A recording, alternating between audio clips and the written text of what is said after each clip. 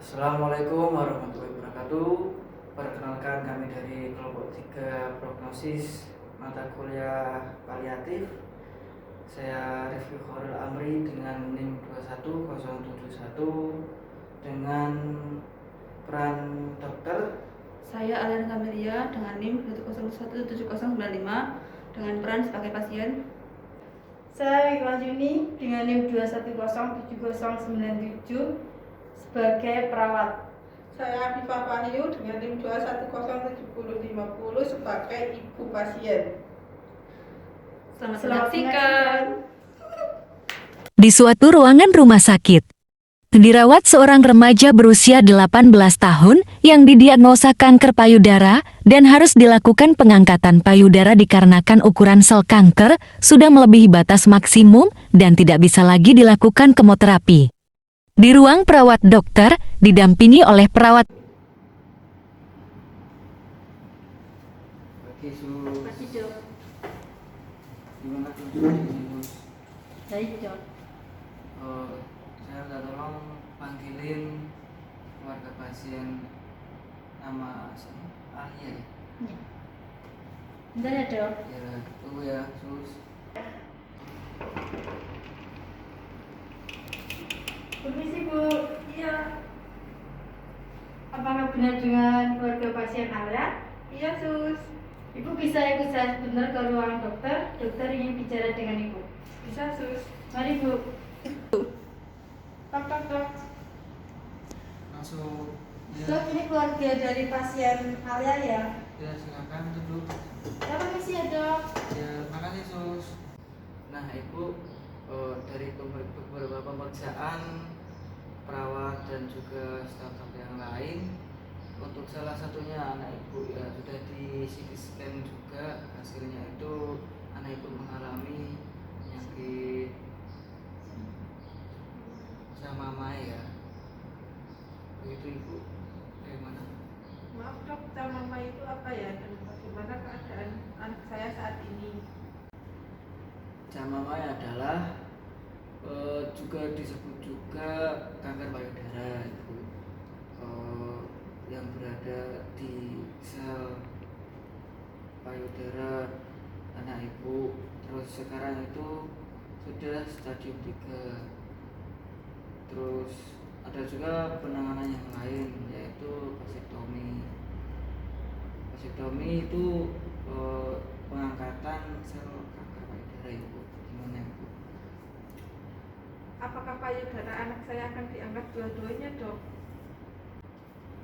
Jadi begini Bu, kan yang kena sel kanker itu kan yang payudara anak ibu sebelah kanan kan. Nah, terus yang diangkat itu Bu, yang kanan aja, nggak semuanya kok yang diangkat. Begitu Bu, gimana? Apakah operasi ini tindakan satu-satunya yang bisa menyelamatkan anak saya, Dok? Lalu bagaimana jika tidak dilakukan operasinya?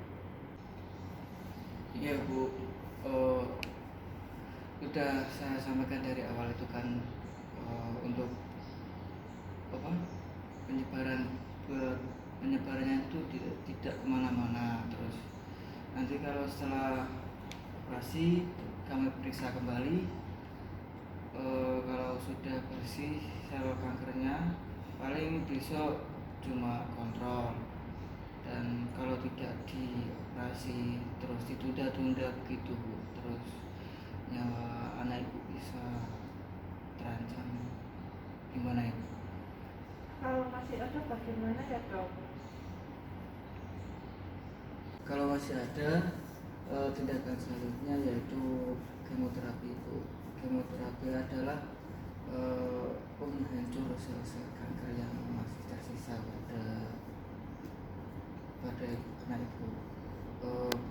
Sebaiknya ibu dan bapak keluarga ibu bisa dirundingkan, dimusyawarahkan untuk selanjutnya apa akan dioperasi atau tidak. Untuk selanjutnya ibu jangan sungkan-sungkan untuk bertanya-tanya ke perawat juga ya. Baik, Dok, terima kasih. Kami akan diskusikan dulu. Baik, silakan. Setelah dokter selesai menjelaskan, orang tua pasien Kembali ke tempat pasien pun juga sudah mengetahui tentang penyakitnya. Sus, tapi bagaimana saya ke depannya? Saya tidak mau seperti ini. Bagaimana saya nanti mencari pasangan, Sus? Saya tidak mau, saya malu. Saat ini yang terpenting Mbak harus memikirkan kondisi kesehatan terlebih dahulu. Dan menurut saya untuk ke depan Mbak hanya perlu percaya diri dan yakin Tuhan memberikan cobaan ini kepada Mbak karena Mbak mampu melewatinya. Tidak mau, Sus. Tidak mau. Sabar Mbak. Tidak mau. Apa? Tenang. Gak apa-apa. Seandainya saya tidak mengalami semua ini, Sus, saya malu jika saya harus bilang pada saya. Saya tidak mau. Begini Mbak, kalau tidak diangkat, sel kanker ini bisa menyebar ke bagian tubuh lain dan juga kankernya semakin besar dan bisa besar lalu menyebabkan infeksi di tubuh Mbak. Pada lain aja, Sus, saya maunya. Saya tidak mau jika harus dioperasi. Apalagi saya belum menikah. Saya merasa tidak berharga kalau harus dioperasi. Ya Mbak, saya paham dengan perasaan Mbak sekarang. Tapi tindakan ini untuk kebaikan Mbak juga.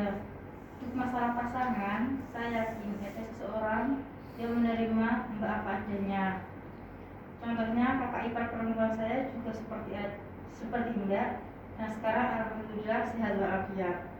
Iya, Sus, tapi saya masih ragu.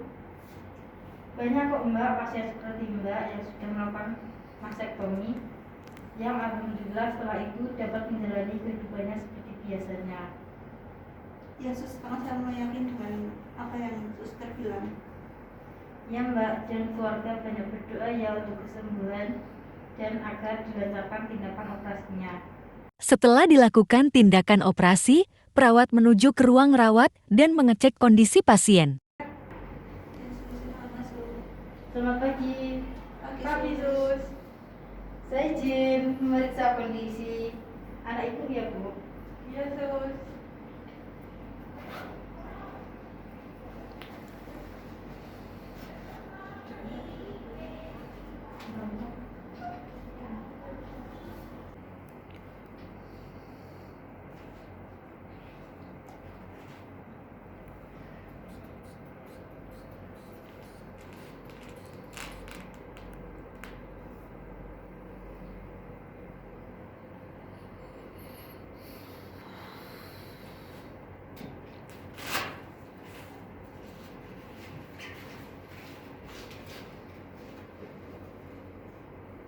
Baik Bu, ini tensinya normal ya Bu?